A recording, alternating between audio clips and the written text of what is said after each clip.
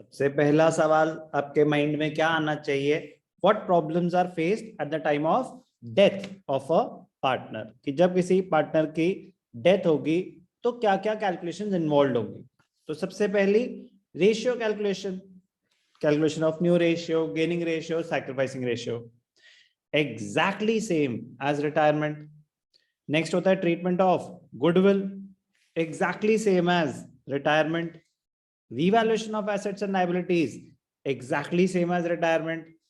Treatment of reserves, accumulated profits and losses, exactly same as retirement. तो पुरानी मेहनत का फायदा उनको जिन्होंने करी ढंग से, exactly same। तो फिर नया क्या होने वाला है?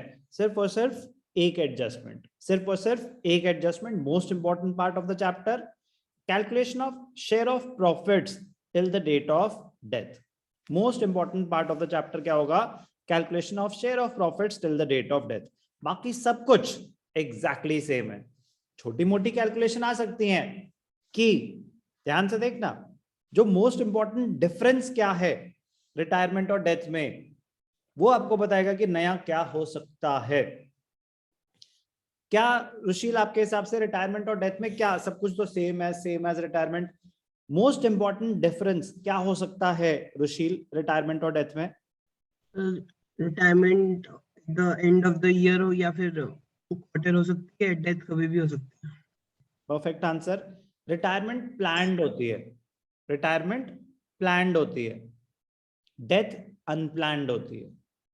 तो हमने जितने भी क्वेश्चन हमें दिए उन्होंने रिटायरमेंट के, जितने भी क्वेश्चन उन्होंने दिए, उसमें नॉर्मली क्या हो रहा था? 31 मार्च को बुक्स क्लोज हुई, 1 अप्रैल को पार्टनर रिटायर हो गया।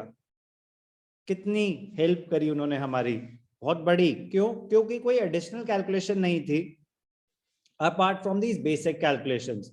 एडिशनल कैलकुलेशन, अब जैसे देखना कि books were closed on 31 March, a partner, any one partner dies on 1 July. तो अब अगर 1 जुलाई को डेथ हुई है तो अप्रैल, मई, जून, 3 महीने उसने काम किया होगा। 1 जुलाई मैंने बोला 1 जुलाई को डेथ हुई है तो 3 महीने उसने काम किया होगा। 3 महीने अगर उसने काम किया होगा तो कुछ ना कुछ फर्म ने प्रॉफिट जनरेट करा होगा। बट क्या हमारे पास उस प्रॉफिट का एक्चुअल फिगर है? नो सर, पॉसिबल नहीं है होना। क्यों पॉसिबल नहीं है? Financial statements are prepared at the end of the year. Recording तो आप डे वाइज कर सकते हो, क्रोनोलॉजिकली लेजर भी बनता है, रिकॉर्डिंग क्लासिफिकेशन तो हो रही थी। समराइजिंग तो eight the end of the year होती है, trading account, profit and loss account, फिर जाके कहीं पीएनएल अप्रोप्रिएशन बनता है।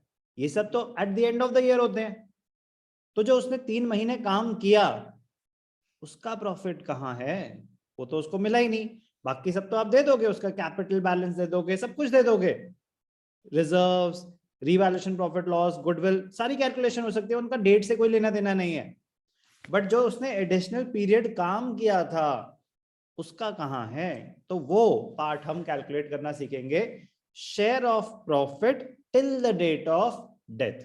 जितने पीरियड के लिए पार्टनर जिंदा था उतने पीरियड में एस्टिमेटेड, हम एक्चुअल तो हमें पता नहीं है, तो एक एस्टिमेटेड कैलकुलेशन करते हैं कि इतना भी तो उसको मिलेगा। इसके अलावा जैसे मैंने बताया कि और छोटी मोटी कैलकुलेशन मैं एग्जैक्ट आपको बताऊंगा कि उसमें क्वेश्चन बताएगा कि उतने पीरियड की सैलरी, उसकी कोई कैलकुलेशन नहीं है, वो हमें अमाउंट बता देंगे, हम ऐड कर देंगे अमाउंट ड्यू में। सैलरी आप थोड़ी ना कैलकुलेट कर सकते हो, शेयर ऑफ प्रॉफिट आप कैलकुलेट करोगे। सैलरी अगर गिवन है तो दे दोगे। Interest on capital, basic calculation, time period के हिसाब से आप कैपिटल से मल्टीप्लाई करके इंटरेस्ट निकल जाएगा। तो वो तो बेसिक कैलकुलेशन है, वो तो अनलिमिटेड ऐसी एडजस्टमेंट्स हो सकती हैं, वो छोटी छोटी चीजें। जो most important and the only part which will be asked, which will definitely be asked in the question on death is share of profit till the date of death. Most important. तो death में बाकी सब कुछ same है, जो दिमाग लगेगा वो इसमें लगेगा, calculation of share of profit till the date of